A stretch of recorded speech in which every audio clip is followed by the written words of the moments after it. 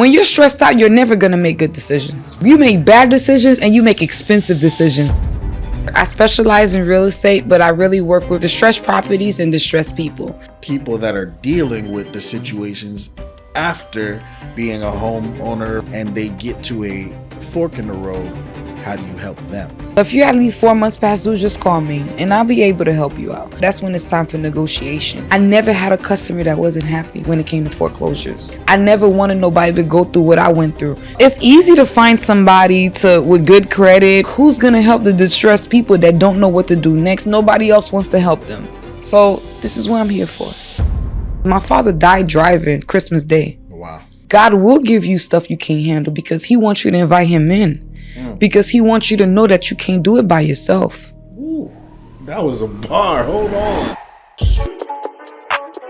Hey guys, we realize a lot of you are coming to the page and enjoying the content, but we see a lot of you still aren't subscribed. And so if you could click that subscribe button, it'll help our channel grow and give you more episodes with a lot of amazing individuals. Welcome back to another episode of Attractive Mindset. And listen, today's guest, this is the episode that you've been waiting for because 2025 is almost over, which we're going into a new year, new season, same issues. And we have somebody that's on the show really ready to talk to you about your life, your situation, because literally life be lifing. And so we got Marie St.Germain on here, and she is a transaction broker. And I'm going to let her explain a little bit more about what that is to you. Welcome to the pod. Hello, guys. How are you? Marie St.Germain here. Nice to meet you guys.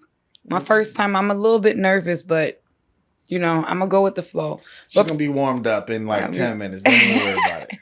But pretty much that I am a transaction broker. I specialize in real estate, but I really work with people like distressed properties and distressed people. And I don't mean like distressed people. I really mean like as far as like most of the time, like a lot of people have issues with their properties and then they don't know who to go to, and then people have issues with their credit and they're afraid of to go to people. So I'm the one that you really could go to when you have those type of issues. You said a whole lot in a little bit of time, and that's good because this is going to be a really good conversation. So before we even get to that part of the conversation, what we like to start off with, because the brand name is Attractive Mindset, right? Mm-hmm. So how you got to where you are today, tell the people a little bit about who Marie actually is. Yeah. Where are you from? Well, pretty much I'm from Haiti. I was born in Haiti, and I came to America when I was 7 years old. When I came to America, we, of course, we all established in Little Haiti. Mm-hmm. So coming from, Little Haiti, of course, we found ways to move around. But to be honest with you, I wouldn't replace it for the world. I went to Chatelon, I went to St. Mary, never made it to Edison because my mother never wanted me to go to Edison. But it's okay. But I wouldn't replace the hood for the world at all. But moving forward, just, as far as me, I came from seeing a lot of, pain and a lot of distressed people and stuff. So in my heart, I pretty much wanted to do a lot for people. Okay. Doing a lot for people. So growing up after the age of 7 in South Florida, what was life like for you? Like, because I know there's a lot of gentrification going on right now, especially things are changing, towns are changing. I'm from New York originally, but I came here 2016, and even since then, I've seen a lot of changes in Wynwood and a lot of these other places. And so what was it like? Oh, it was a big change, definitely. But to be honest with you, when they started changing Little Haiti, we done already moved already. So when we moved, we pretty much moved to North Miami Beach. But I saw all the development. But, granted, what don't kill you make you stronger. True. Like I said, I wouldn't replace it for the world because I still go back and forth to Little Haiti, and that's where I still make my money. You understand? So moving forward, as far as seeing like certain changes and stuff, like with the changes, as far as I feel like it was good for the city. A lot of people don't agree because, granted, I'm 100% Haitian, but, a lot of the Haitians didn't agree with what was going on in Little Haiti. Because to be honest with you, when I was growing up, I didn't grow up too far away. Like, I grew up on 53rd Street and 5th Avenue. So 5th Avenue was mostly Spanish and Americans back there. So, granted, it was Little Haiti. It was but I remember it because, my My grandfather, he used to own the Village on 53rd Street. Hey, we already know life is life in right now. Just to let you know, I'm available to help you guys as far as like when it comes to your homes, when it comes to the foreclosures, when it comes to the loan modifications, when it comes to the short negotiated payoffs, and when it comes to the short sales. Do not just give up, okay? And especially credit repair as well too, because that's one of my main businesses. But just know that you have options. Don't go crazy paying attorneys, paying crazy realtors, because it's not really gonna work out in your best benefit. Just know that you have options. If you want to know if you have options, don't forget to give me a call, because I would definitely let you know what you could do. So everybody know, if you grew up on 53rd Street, you will know what the village is, because it was like a little village with a whole bunch of houses and stuff. Yeah. So we all lived there. It was called the Village. So with us living there is the things that used to happen over there. Like I saw a lot of Haitians, but not really. But me remembering Little Haiti, it was always called, granted we called it Little Haiti, but it was Bona Vista and Lemon City. Lemon City. You feel me? I remember Lemon City and Bona Vista, but I get it that, right now, because I see Mazos, because, even when we're protesting and stuff like that, as far as like, okay, we wanted to stay Little Haiti.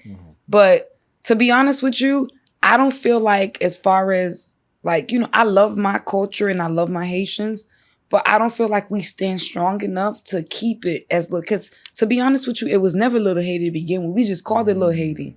The subdivision was always Bona Vista. Got you. You understand? Yeah. It was always Bona Vista or Lemon City. It was never Little Haiti to begin with, but we allowed the Spanish people to get Little Havana. They made it into a subdivision. We allowed them to do a lot of things in Coral Gables. We allowed a lot of things, but that's because they stand strong. Yeah. And that's another situation. Like, life is life, but like the other people that I work with, as far as my Russians, my Polish people, my Spanish people, they stick together and they still making money. They do. They absolutely do. So, experiencing that where, yes, changes got made, but our community is somewhat divided when it comes to business aspects of things. Like, going into high school. Did you go to college? Yes, I went to college. And when you go into college, what did you go to study? I went to Barry University. It was just, I just went to be honest with you, when I went to college, I didn't even care about school. I just did it just because, I just wanted to give my parents a degree. Yeah, I wasn't crazy about school because I was going to school out of town when I was in New York. I went to NYU for a little while. Okay. And then my father figured out that I was not doing what I was supposed to do. So he was like, no, I'm not paying for anything anymore. You're going to get a job. You're going to do this. You're going to do that. And I was like, oh, wow, my daddy not going to take care of me no more. So I had to figure out how to work. So he made me his loan processor because him and my uncle had a mortgage office and they were correspondent lenders. So that's how I pretty much found out about real estate, because I didn't know a damn thing about real estate. Wow. They made me a correspondent. They made me, they were correspondent lenders and they made me their loan processor. But granted, I had got my mortgage license as well too, but I didn't sell no mortgages. I didn't close not a single mortgage because I didn't. Been entrepreneurs your whole life. Yeah, but I was like 19 years old. Like, come on, what do I know about like doing a mortgage for someone? Yeah. But as far as like doing the paperwork, transaction, and processing, yes, I had that in the back of my hand. But it wasn't until I got introduced to real estate. When I was going to real estate and I started meeting people, networking, getting invited to brokers openings, shrimp cocktails, stuff like that. You get what I'm saying? Yeah. So I was like, oh, I like this. You feel me? So I could sit right here and let's do this right here. So that was amazing. So when I started doing that right there, that's when I really started going back into my city. I started going back to Little Haiti and I was killing it. Oh my God. So what kind of real estate did you focus on? I focused on only like foreclosures, because the fact is, because at that time when I got into real estate, it was good, but it wasn't that good. That's when the market was crashing. It was somewhat, I could say, like, let's just say it was 2000. It had to be like 2007, 2008. Okay. It had to be around that time. That's when everything started pretty much crashing. But I thank God, because they said, God don't give you nothing you can't handle, which that's another thing. That's another subject that we're going to talk about. Okay. They say God don't give you nothing you can't handle. But if I did not know about loan processing, I would have never been able to do short sales. I would have never been able to do negotiations when the foreclosure market hit. So that's why we was able to stay in business, because we was able to negotiate everything for our clients. And that's how I became a distressed property specialist. That's actually a dope perspective. We've had a lot of real estate people on this show, and I've never had any of them talk about foreclosure. And so I'm very interested in hearing on how you negotiate, on other people's behalf, and what even made you gravitate towards that side of real estate. Pretty much what made me gravitate is because as far as me, I always been a person that's always like been a protector, and then not even a protector. I've always been a person that cared about others, like probably a bit much, because, I tend to put people in front of me, which is not good or whatever. But because, I always thought that, if God gives you blessings and he puts something in your heart and he uses it as a vessel, if he gives me the knowledge to help you out, I'm always going to help you. You understand? Because I'm just a vessel. Yeah. So pretty much God uses other people to bless you, because, I can't bless myself. So he's the one that blessed me. He the one that gave me the wisdom to bless you, and he put in my heart to make it happen. Very true. So pretty much that was just my flow right there. So when I started doing things and started helping people, and I was like, wow, this stuff is really actually going through, and I'm really changing people's lives. And I'm going to be honest with you, like, as far as like, a lot of things, it's not even about like, people didn't know. It's like, just like the Bible says, my people suffer from a lack of wisdom. They didn't know what to do. And I already had it in my mind. And I'm going to keep it real. It's certain transactions that I didn't even want to know what to do. I didn't know what to do. But then again, I prayed. I said, listen, God, I don't know what to do, but give me the answers. Let me do this. Let me do that. Whatever. You already gave me the wisdom to do X, Y, Z. If I don't know the words, if I don't know the answers, send your Holy Spirit so I can make it happen. And every single time, I never had a customer that wasn't happy when it came to foreclosures. Wow. My best customer, Franz Caesar. When I met Franz Caesar, he had 5 properties. This man owned 9 properties. He came from New York. He was an engineer. He was a millionaire in New York. He sold, his commercial building in New York just to come invest in Miami. $32 million up. Wow. $32 million up, 9, 10, 11 properties. But when I met him, he only had 5 left. So at the time, he was spending money doing this, doing that, because that's when, the foreclosure market hit. Everybody was going crazy. It was like 2015. Like 2015, 2014, everything was going crazy. So the market wasn't what it was. Yeah. So, but moving forward with Franz, I'm going to be honest to you. When I met Franz, his situation, because I did not know, like, I had the wisdom, but I was just like, I did not know what to do with him. But I was just like, you know what? God didn't bring this to me for no reason. When I got Franz stuff, I'm not going to lie to you, I worked his project so good to the point I didn't even do, because, you got options. You could do a loan modification. You could do a short sale. You could do what they call a deed in lieu. And you could do another thing people don't know is something called a short negotiated payoff. So I want to go over exactly like what your role is when somebody comes to you, because this is new to me too, but I know it's definitely new to them in the audience. And so, break it down for us on what it looks like if somebody comes to you with a project. And so, what routes do you do to help them? How do you get them to where they need to go? Well, pretty much I analyze it to see what it is that you need, because you have options. Don't think that just because it's the end of the world, it's never the end of the world. Because when you meet these realtors and when you meet these lawyers, they're going to tell you that, oh no, you can't do this, you can't do that, which is not true. You definitely do have a lot of options. And I'm going to keep it real. I learned a lot also too, working with lawyers and paying a lot of attorneys that didn't do nothing. And I'm not, trying to shame no attorneys or anything like that. But because like, a lot of times they just in it for the money and they're not doing much. And it's projects that you could do by yourself. Just like, remember, when we were in college, all you got to do is pay attention and just do the work. Yep. You read. Yep. You feel me? All you got to do is just read. So I had to learn this stuff all by myself. So when a person does come to me with that project, I pretty much sit them down to ask them, like, and that's where, it comes in mentally. Please tell me what you really like. You could say it in your mouth. That's what you want.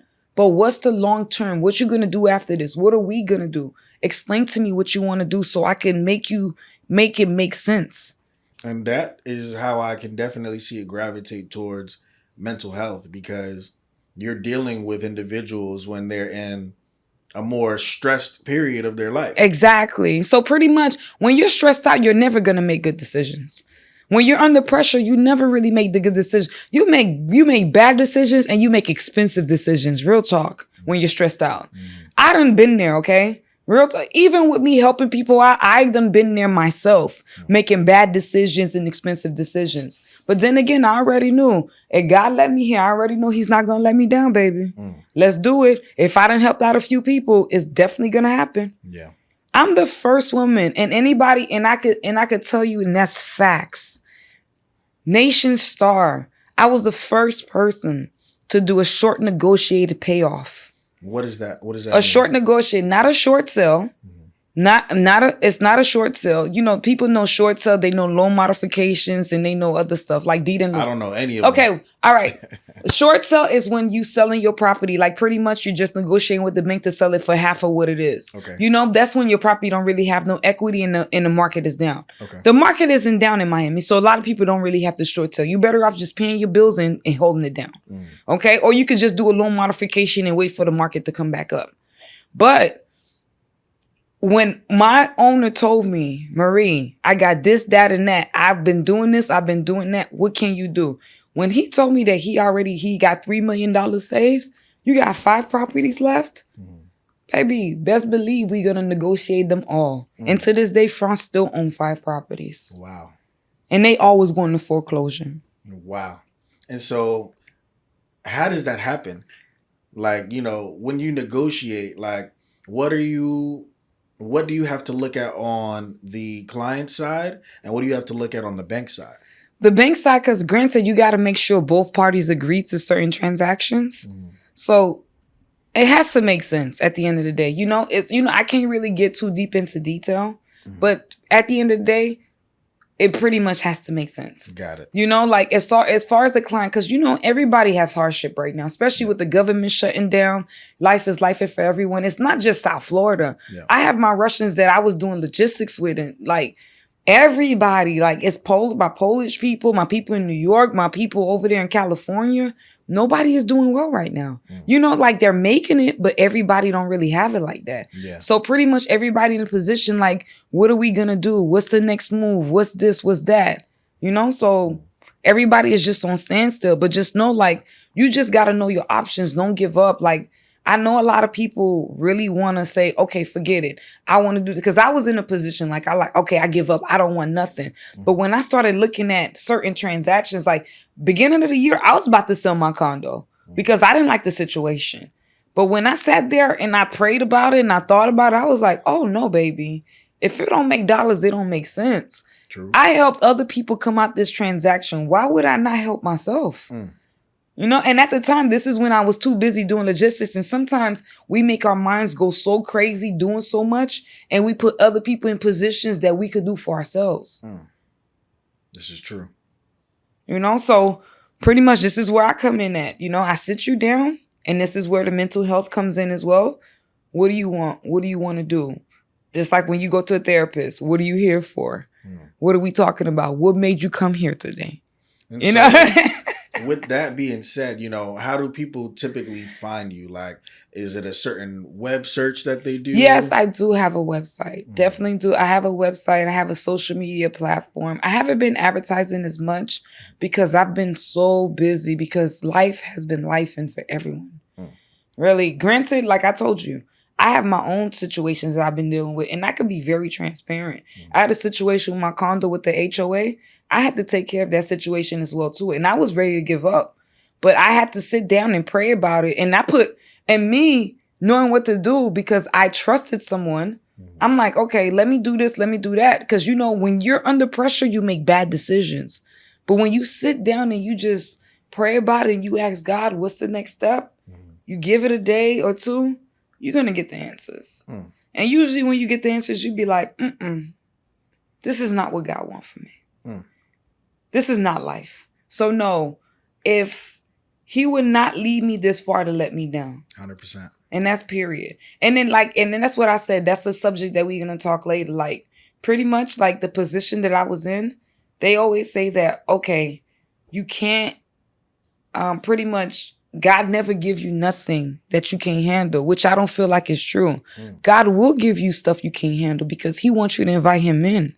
Because he wants you to know that you can't do it by yourself. Ooh, that was a bar. Hold on. God will give you stuff you can't handle because he wants you to invite him. Yes, you have to, because I can't do it without him and I don't want to do it without him. So really, yeah. So that's really what it is. So if I'm not doing it without him, so he uses me as a vessel to bless others, you know? So pretty much I felt so overwhelmed. And then people were like, you don't feel tired? You don't feel this? I was like, to be honest with you, everything that I do, I already know he's going to bless me for everything that I'm doing. Because mankind can't bless me. He's the only one. I like that. That made my eyes water a little bit. You know what I'm saying? That's deep. That's deep because we've had a similar situation, and we've talked about it on podcasts before, but we've been hit with multiple lawsuits.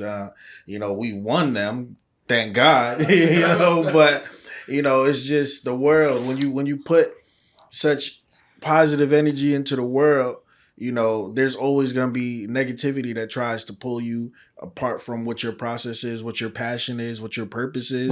And, one of my most recent mentees that I got renewed that sense of connection that I had to reconnect with God himself, because her entire brand is named Born on Purpose.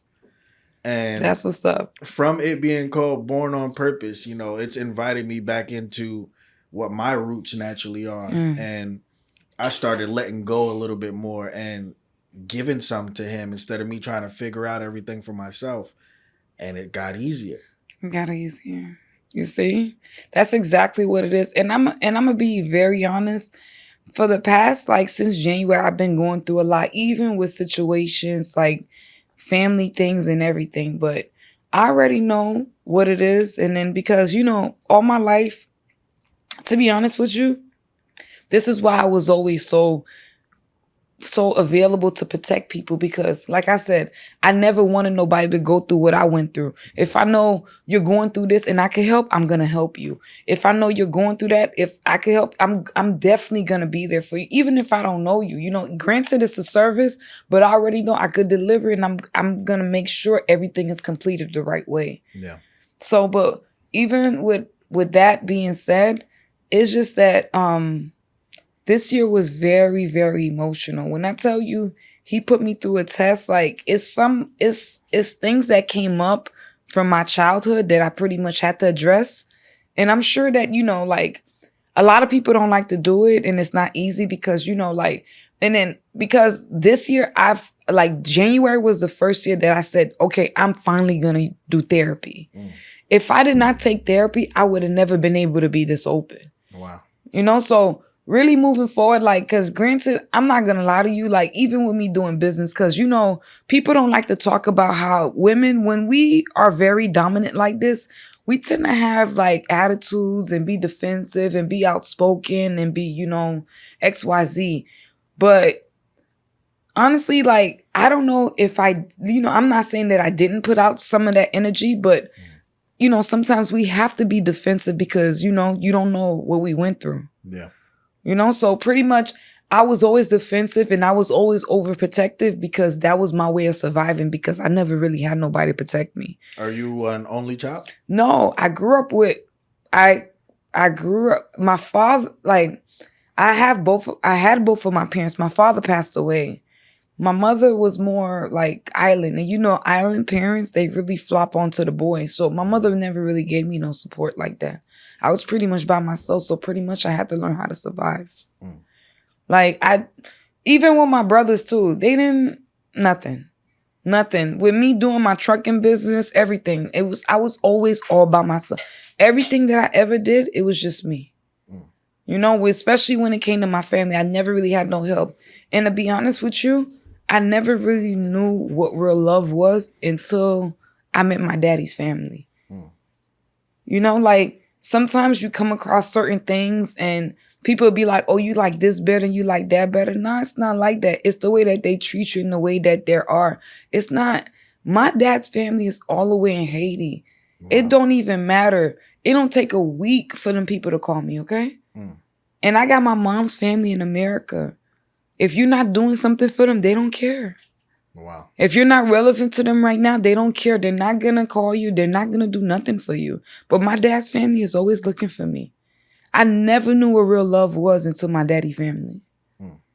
And so with you having to deal with that kind of approach towards emotional intelligence, like, how do you feel like that shaped your life as being open to like relationships and stuff? Oh my God. With my relationships, I'm going to keep it real because at the end of the day, like, granted, you know, even though it wasn't the best with my mom, like, I had a good relationship with my father. Like, my dad loved me. Even though he wasn't around, because he was always one. Like, in island parents, they was always back and forth to their country all the time. But when he was there, it was always all about me. You feel me? So that's when I really got the love. But when it came to that, like, a girl is always going to look, like, when it came to relationships, a girl is always going to look for a man that's like her father.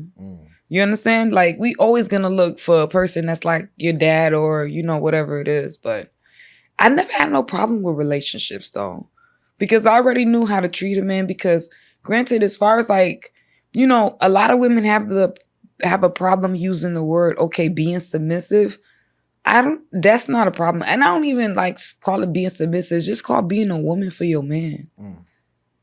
You know, so that's your man and this is what it is. Like, okay, cool. You show me a good man, I'm going to show you a great woman. So you don't subscribe to the dynamics of, and again, it's not me, don't be mad at me, but like a lot of people say a woman can't be the leader of the torch in business and be able to focus on her relationship at the same time. Not true. That's not true. You can, but you gotta have a supportive man though. If your man got your back, y'all got two separate things. Granted, he got his thing going on, you got your thing going on. I don't understand. Like, y'all gotta find a way to support each other. Yeah. You feel me? I got my thing, you got your thing. Granted, this is what you signed up for. And then before you get into something, especially having a business, ladies, if you're a professional person and you know you got all that going on, disclose that to that man early and tell him what he gonna deal with before he say, oh, I didn't know this, that, and that. That's one thing about me, okay? I'm gonna tell a man straight up, baby, I work, I do this, I do that, I don't cook, I don't do whatever. I can though. I can, but I don't have the time to. Yeah. But you know, it wasn't no problem because he said, no problem, honey. I'm a cook. I'm going to do this. I'm going to do that. You know? So when I was coming from work, especially at the time when I was doing logistics, when I'm coming from work at 7:30, 8 o'clock. You think that man want me to cook? No, he want me. He just want me to come home and spend time with him. He know how to cook. He's going to cook. Y'all got to compromise, okay? Facts. Okay? Because granted, if he hungry, baby, I'm finna go pick up food. Okay? Hey, that's a bar right there. We still eating. We still eating, exactly. You got to work it out. And I'm going to keep, my days off, I have the time, baby, I will cook for you. But I ain't got the time. You understand? But you got to compromise. When you got a working woman, you definitely got to compromise. Even if you a boss, regardless, when you love a man, you gonna feed him, okay? Yeah. And then it's nothing like when a man love your food. OMG, baby. That man ain't leaving you at all. And then the other side of that dynamic is now where they say men aren't men anymore because they're not taking over everything. No, the generation is a bit different though.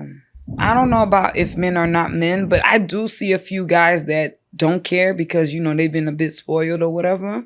But life is going to teach them that. Usually life do, because I'm going to keep it real. Excuse me. I done seen a couple situations, especially with family members. They're not going to be men until they meet the right girl. You know? A man going to do what he need to do for the right girl. True. Maybe you're not that girl. That's why he don't want to do it. Talk to him. Okay. And so now with you, with this kind of mindset, with this kind of ideology, with this kind of output on that's the personal side. When it comes to the business side of it, do you feel like men try to overcompensate for that or challenge you because real estate is a male dominated industry?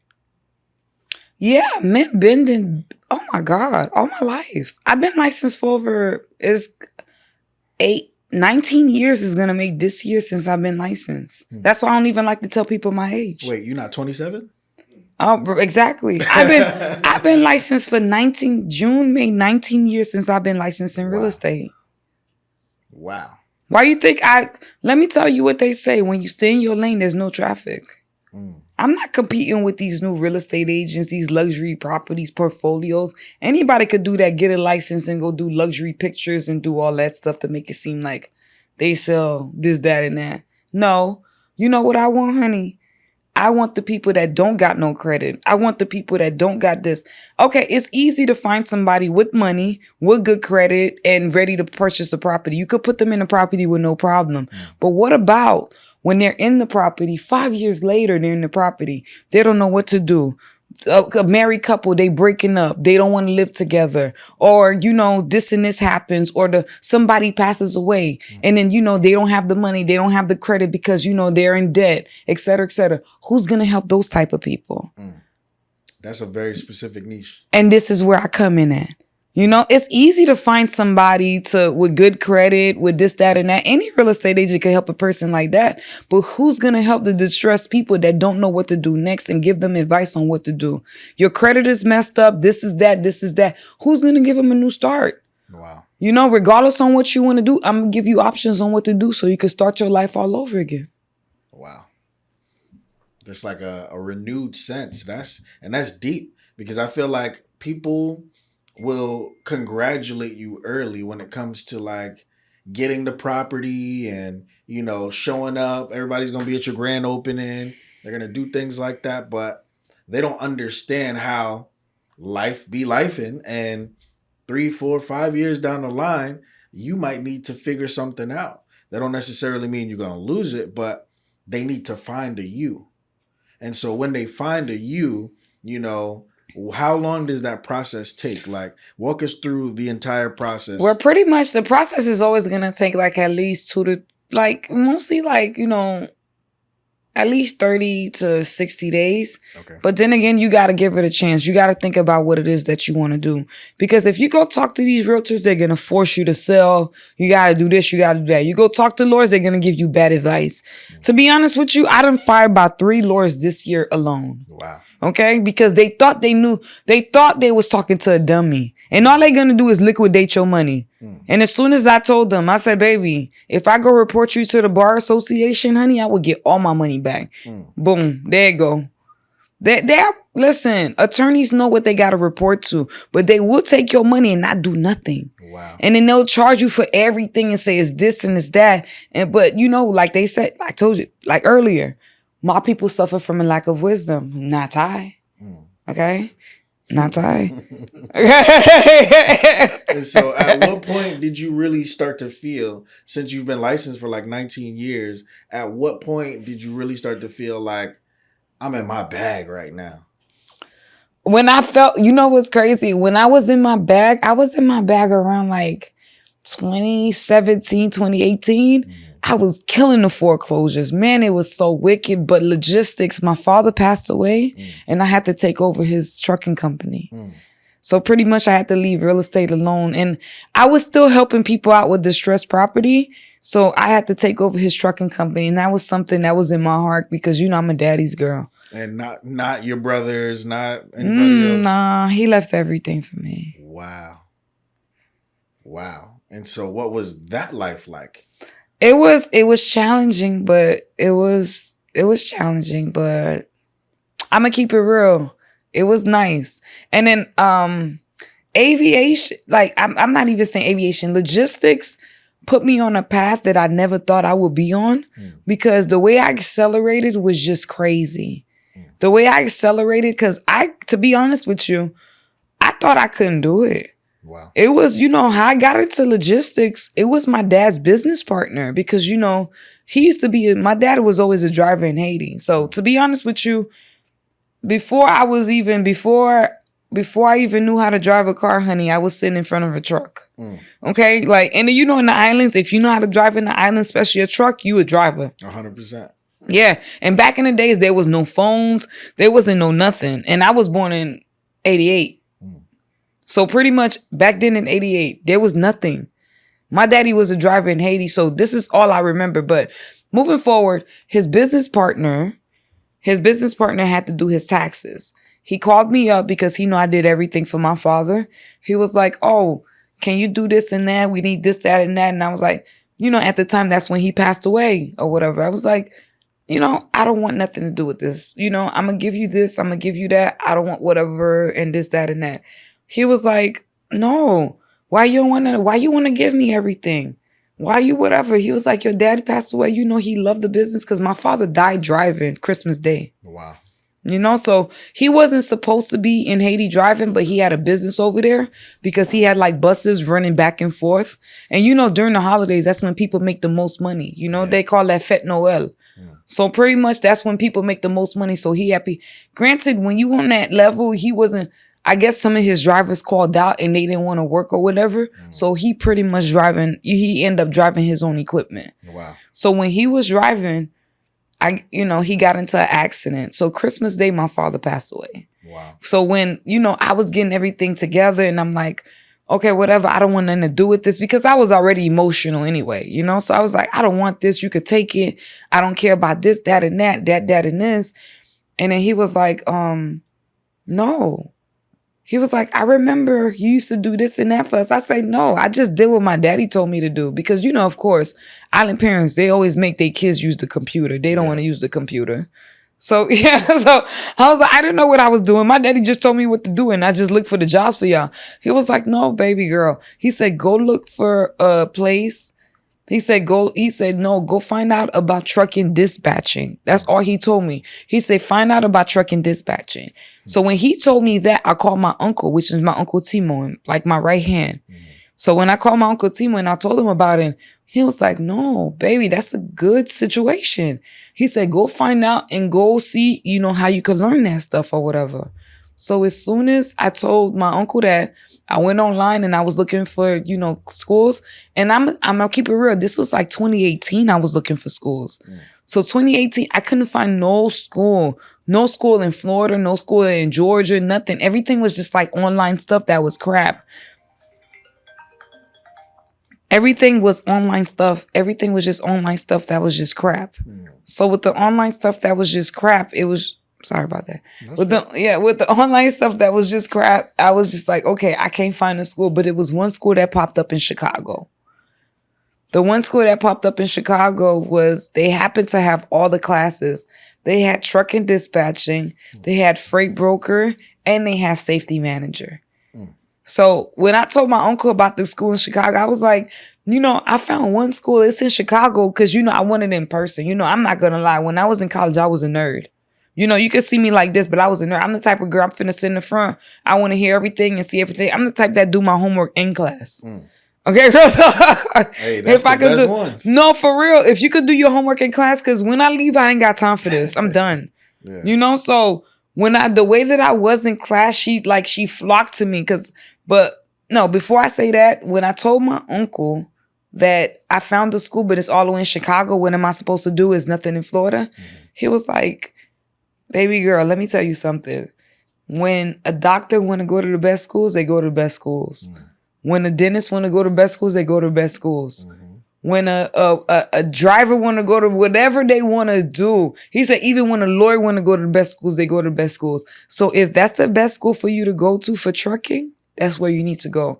He said, go make a budget, give me the expense, and then after that, I'm going to send you over there. Wow. And as soon as I gave my uncle the expense, boom, I was in Chicago. And that's where I met Liz, which is my business partner now. Wow. And so she's your business partner on the trucking side? On the trucking side, yup. I met her in Chicago. She was my instructor. Oksana was my instructor, and I ended up meeting Liz. She was the founder. Because they was looking at me. They was like, and it was Christmas time too, because it was a year after my father passed away. They were like, what are you doing here? It's Christmas time. You're from Miami. I was like, this is not a good time for me. Of course, Christmas is never going to be the same for me anyway. Mm-hmm. But it was just like, it was the joy, like, is the blessings that, like God is giving you at the moment. You understand? So I was like, nothing happens for no reason. No, 100%. Yeah, That's nothing. just how life happens. Yes. You're always where you're supposed to be. Yeah, you're always. Yeah. Mm-hmm. And the crazy thing was, when I met her, I told her, I was like, we hung out for a while because I was in Chicago for like a month. When I met her, and when she told me she was coming to Miami to do, whatever situation that she had to handle. Mm-hmm. And after I met with her, she said, okay, I said, I want to do a school in Miami because there's no schools in Miami. There's no trucking and stuff like that. Cause I told her my experience on trying to find a school. Yeah. And then that's another thing I want to talk about. All these new trucking people, stop lying, okay? Y'all was never doing trucking. All y'all people was never doing trucking. I went online and none of y'all was, even from 2018, y'all could say y'all been doing trucking all y'all lives and y'all wasn't, okay? Stop it. Because from 2018, I was looking for people. You don't think I want to support my people? Yeah. Especially my minorities. You don't think I want to support them? Why I had to go all the way to Chicago? Yeah. Now everybody in Georgia, people in Florida, trucking schools. Oh yeah, logistics, this, that, and that. Y'all was never doing trucking, so stop it. Boston Transportation was always the best trucking school, and it's still the best trucking school, period. Okay? So when I met Liz, okay, like I told her straight up, I said, baby, there's nothing in Miami. Let's do this. Let's do that. And she told me straight up, she was like, okay, whatever, we're going to talk. So she came to Miami. Because usually when you talk to people, they never really follow through. Yeah. When she came to Miami, she said, listen, this is this and that going on. She says, this is this and that going on. And at the time, she was living in Miami for a year. So she was like, okay. She was like, you said you wanted to do X, Y, Z. And she was like, she said, you want to do X, Y, Z? And I said, yes, I definitely do still. She said, okay, you open up the school and I'm going to do this. And I was like, and as soon as I put down when we had the second meeting, the school was officially opened. Wow. She's another Black woman? No. Russian. Liz, Russian. Wow. She's still a minority though. Yeah. She's still a minority. Like I tried to look for my sisters, but she's still a minority. Okay? Because and to be honest with you, I'm just being transparent. The Black women that I did reach out to in logistics, they was being phony and extra. They was making it seem like they knew so much and they didn't. They really didn't. Y'all didn't. Y'all lying. And it's that accountability that I really like. When people keep it real, because that's me to a T. And I've lost a lot of friends. They weren't really friends, but I've lost a lot of connections with people, whatever, because I keep it 100.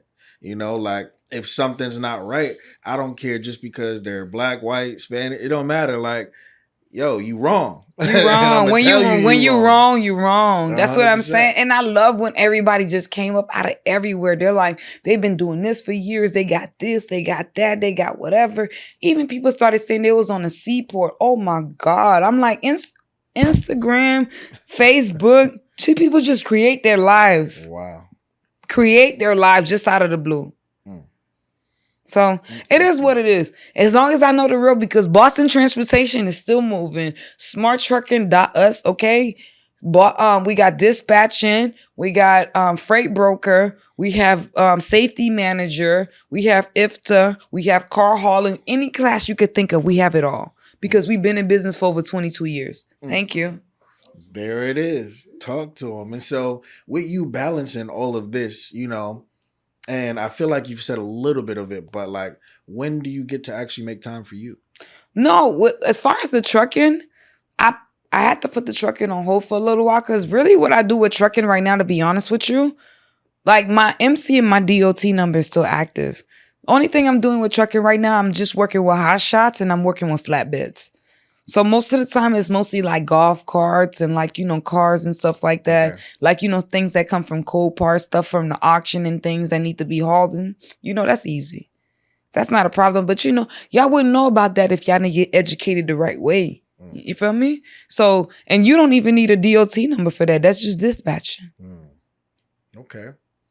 And so on an everyday, day-to-day basis, like, what is your life like right now? Oh man, my life right now. So pretty much I am still doing aviation. So, and that's another thing I wanted to talk about. So as far as like, as far as like the love with my family from my dad's family, I was doing business with my uncle. That's how, he was doing that, supported me to do logistics. I was doing work with him on the dock at the seaport. So we was really moving containers and we was shipping it back and forth from Haiti. So we was doing like batteries and we was doing like solar systems and generators. Okay. From doing that, I went from the seaport, like, I was still doing trucking, but from there I started doing aviation. I started dispatching the planes. And then from there, they made me the export admin. From being the export admin, that means that, I was certifying parts for the stuff that get on the Airbus. Yeah. So pretty much it's like, the thing is like, if the part is not right, we just have to send it back to the FAA. If they don't certify it, it has to go back. So I was responsible for everything. Like I said, I was responsible. I'm still responsible for everything that's international that comes in and out of this company. Okay, and it's overwhelming. To be honest with you, if you really want to know, I'm not going to say I hate aviation, but it's a lot of responsibility. I did it just because I thought I couldn't do it. And now that I did it, I don't want it no more. But I reached my max when it came to logistics. No, that sounds super, super high level. And what it also sounds like to me, like with just the nature of how you are, the businesses that you gravitate towards, the things that you create. Have you ever thought about starting like a nonprofit? I do want to start a nonprofit. I never really sat down to think about it because, I've been so active. Because granted, like this year is my last year with the company that I work, the aviation company that I work with, because it's a bit much. It's just too much right now. I really want to go back to my business. Like really, like I miss working with the students and giving them joy and doing certain things, And the fact that I have this knowledge now with the aviation, going back to the schools with, where my girl is, going back to go educate these students on the experience that I had, you can pretty much teach them that they can do it as well. Granted, I'm not saying just because I didn't like it doesn't mean that they're not going to like it. True. Because I just wanted to reach my max because me, I'm a very competitive person. So if you challenge me, I'm gonna make it work because I didn't even think I could do it. And then even my mentor told me, Liz, she said, out of all my students, she said, I had students do companies, I had students do this, but as far as like jobs, as far as reaching the level, she said, you went to the max. I never had none of my students ever do When it came to aviation, when it came to logistics, she said, you reached the max. You have all experience. Wow. You ever thought about writing a book? I don't know. That's a very good question, though. I really don't know. Right now what I really want to do? I want to give my final notice to this company. I'm not going to talk about the company. I'm going to my final notice. Granted, even though I only work 3 days out the week, it's a bit much because I'm going to keep it real. When I was working on the dock, I was so relaxed. I loved the dock, okay? I'm not saying that we didn't have like checkups and stuff like that. Like we wasn't under pressure because, like when U.S. Customs come, the U.S. Customs come because, they probably get a tip or something because they do random checkups. Yeah. That's not an issue. And they probably do it like once or twice a month. That's not a problem. But imagine in aviation, my office is here and the FAA guy is right here. Right there. Down your back. Jesus. And Customs can't play with the FAA. When the FAA shut it down, it's a wrap. Yeah. Wow. So that's a lot of pressure. That's a lot of pressure. It is. And then also, too, not just with that, too, if the FAA agent ain't on point, I even had a situation once when there was a part that was shipped to China because, the United States is not really friendly with Malaysia. Yeah. We don't work with Malaysia like that. There was a part that I shipped to China because I'm the export professional. So I'm responsible for everything that's international.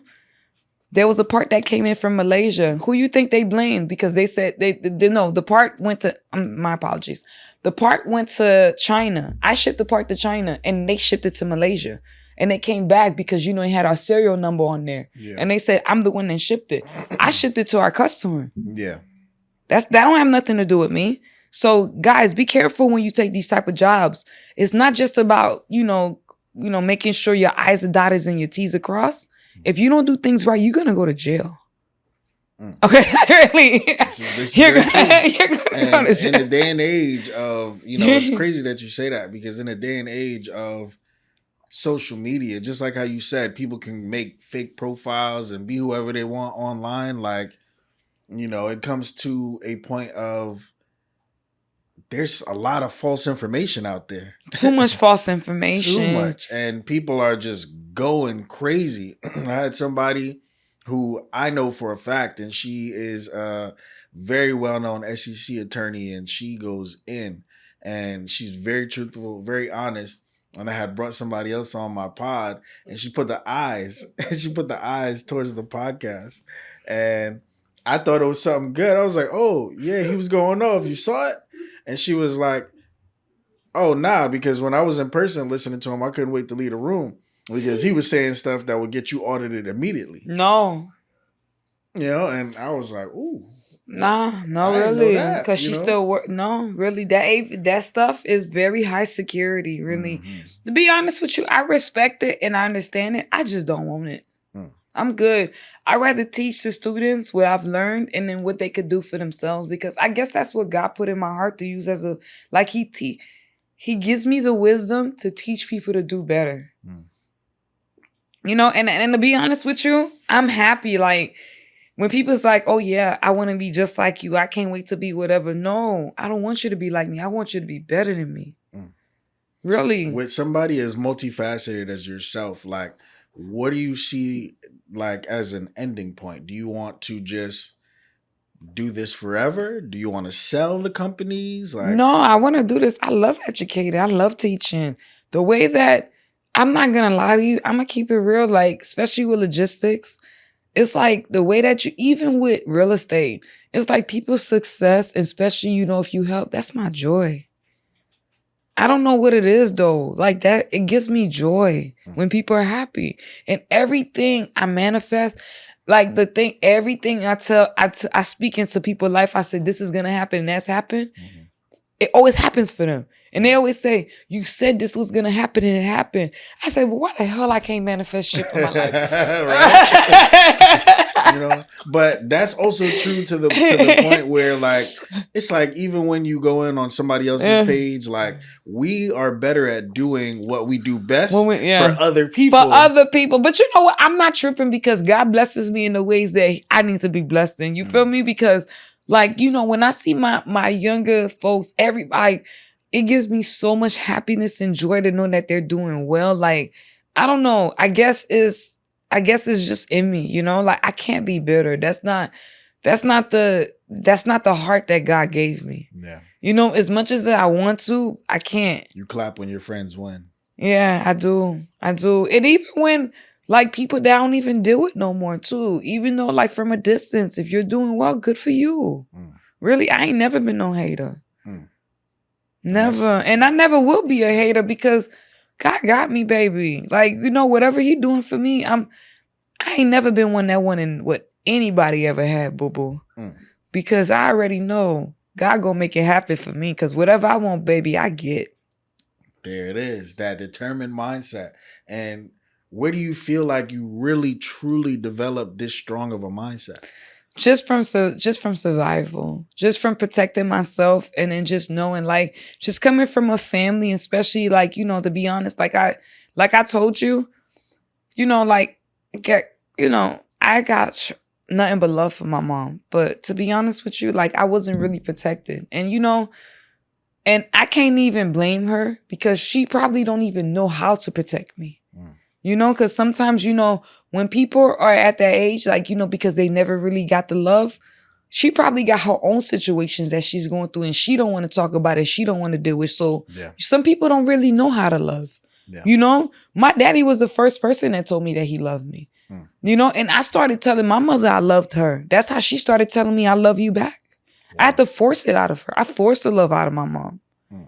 So, like, with that, and then, just doing certain things and, whatever, like, I just wanted to create a pattern because, like, I already knew what I went through as a child as far as, like, what what people did to me, but I didn't use it as a bad thing. I just use it like, okay, I'm just going to shut up and I'm going to do this because I know I don't want this life. I don't want this. Because like I always said, they always said like, okay, it's a generational curse. No, it's no generational curse because at the end of the day, God is my father. You feel me? Even though my daddy not here, God is my father. God is here.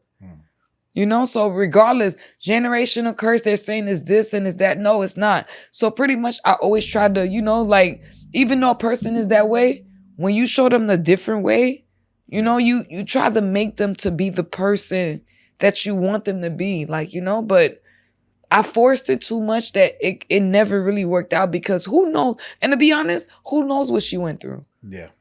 So, and then even with all that too, my brothers end up being more spoiled than I was. Like as boys, so pretty much it's like I had to pretty much protect myself, and I left the house early, but I was always on defense mode because, not because I wanted to, but because I had to survive. Yeah. That's powerful. So on like a closing note, I have two specific statements that I'd like you to go over. One is for young women that are just starting off their journey with life and business, especially in these type of times, what kind of advice would you give them? And the second is people that are dealing with the situations after being a homeowner or purchasing properties or doing things like that, and they get to a fork in the road. How do you help them? Okay, for the young ladies that's just trying to survive, that went through mental issues, like not just mental issues, family problems and everything, because November is mental health month. And then granted, people always gonna say you're crazy, you're XYZ, but you're not. You're just speaking what you've been through. When you say your voice, every time you speak, and this is then that's another note. Every time you tell the truth, everybody say that you're losing it. You have something going on. No, baby, you losing it. No, babe, I'm sorry. You're not losing it. You're just speaking your truth. That's all you're doing. When you speak your truth, people will say, oh, you're lying. You're doing this. You just want attention. No, you're not doing that. That little girl that's hitting in there, and I'm going to tell you about the little girl that was hitting in me. The little girl that was hitting in me didn't have a voice, didn't know what she wanted to do, wanted to make everybody love her, wanted to make people like her and try to do things just because she wanted protection from other people that never really loved her is no longer here. I protect myself. I do everything for myself. Whatever God wants for me, whoever it is, I done had better people in my life than my family, to be honest with you. God always gonna bring the right people into your life. So don't worry about that. As far as that, never belittle yourself for nobody else. Never think that you're wrong for something if you've been through something. All I can say is that, granted, I'm gonna keep it real. Therapy works because I have an amazing therapist and I will give you guys her information. I have a very amazing therapist. Therapy works, and as far as have a relationship with God. Don't just go to church. Have a relationship. Read his word, manifest on his word, and know what it means. And know what you're going through every day. So that's really what I got to say when it comes to that right there. Know what you're doing. Because if you have it in your heart, that's what you want to do. And if it's real, trust me, that man ain't going to lead you wrong. Because that's one thing. Everything I ask God for, I could be real. I have a Bible since I had this beginner's Bible since I was in college. And then back in the days, because, I'm from Haiti, so, we write on brown paper. I wrote on a brown piece of paper. I probably had 11 things that I asked for, including asking for blessings for my family as well, too. I'm not going to tell you everything that I wrote on that brown piece of paper. God gave it to me. If I didn't get something, or if I did get it and then it was gone, it's because I messed up. So sometimes you got to take accountability as well. Everything that I asked him for, he gave me. So you just got to receive it the right way and know what to do with it. Just like he could give it to you, he can take it away. And granted, the devil could bless you too. And when the devil bless you, baby, please be careful. Because that shit is not long term. Nope. And he will make you go crazy. If you're a female entrepreneur and you're busy chasing leads and delivering to clients, I got just a thing for you. I implement AI automation systems and marketing systems into your business. And whoever checks out the podcast, they're going to get a free consultation. And there's a link in bio, so check it out. Yeah. Wow. Oh. Powerful. And then the last one, what's the right time, or is there a moment before somebody gets to foreclosure where they should have a conversation with you? Okay, so by the time you get in, before you get into foreclosure, just pretty much once you're at least, let's just say 3 to 4 months past due, because now the banks don't play anymore. So if you're at least 4 months past due, just call me and I'll be able to help you out. Like if they're like 4 months past due, I can help them out because that's when it's time for negotiation. We got to talk and sit down to see what they're doing, but they have to be at least 3 to 4 months past due. Okay, if they're past 3 to 4 months, yeah. Does it hurt the negotiations or? No, it's better. That's when you can negotiate, because if you're up to date, I can't help you out. These are people that's distressed. People that's paying their mortgage is not distressed. Yeah, true. Okay. If your mortgage went up, I don't know. I guess you got to negotiate with the bank. It is ways that you can negotiate, but I only help distressed properties. I'm sorry. I got you. I'm sorry. Don't worry. I only have distressed people. Okay. I'm not trying to discriminate, but understand this. Nobody else wants to help them. So this is what I'm here for. And that's perfectly fine, man. Marie, this was a great convo. Just talking about your life, me getting to understand you better, me understanding how talented you are. I already knew you were smart, but just seeing the different avenues of approach that you put on and understanding your heart a little deeper. Like, you really go to bat for people, and it shows the way you talk with conviction, with passion. Like, it's real. And I want to thank you for coming on the show. And if people wanted to reach out to you, find more on your businesses, about you, do business with you, learn from your school, anything, where could they do that? Well, pretty much I'm gonna give you guys, as far as me, is MSGlifestyles.com. That's for the business. Okay. That's for my business. That's for the loss prevention business. And also too, I'm on Instagram. As I am _ the real estate queen. But as far as logistics, that's another story, and we'll do another segment on logistics, okay? Okay. Because granted, my whole heart was really real estate, but logistics, it's a part of me. My daddy gave it to me, and I didn't even think that I was going to do so well in it. But that's one thing I know. Whatever I touch always turn into gold, because that's what God wants for me. There it is. I didn't even know what to do. I went to Chicago and I met the right people. I didn't know no one. I went by myself. No matter what, you pray to him and you tell him this is what you want to do, this is what you want. Best believe he gonna put the right. You don't have to know nobody. He always, and that's what my daddy always told me. When it came to a man too, he said, "Baby girl, I don't want you to be with a rich man. I don't want you to be with a money making man. I don't want you to be with nothing." He said, "If anything, I want you to be with a survivor." Because you could drop that man in the middle of anywhere. You could drop that man in Ukraine. He don't know the language, but he gonna find a way to feed his family. There it is. When DJ Khaled said it best, God did. Yeah, right. We ain't know, but God did. But again, this was another amazing episode of Attractive Mindset. And listen, we are definitely going to have her back on the pod. You know how we do. And so if you like this, if you know somebody that are dealing with these situations or need to know more information, make sure you go give her a follow, check her out, subscribe to us on YouTube. And it's your host, Moneybag Rich. And at the end of the day, we always say we look good, we live good, life is good. Talk to us, we talk back, and we out.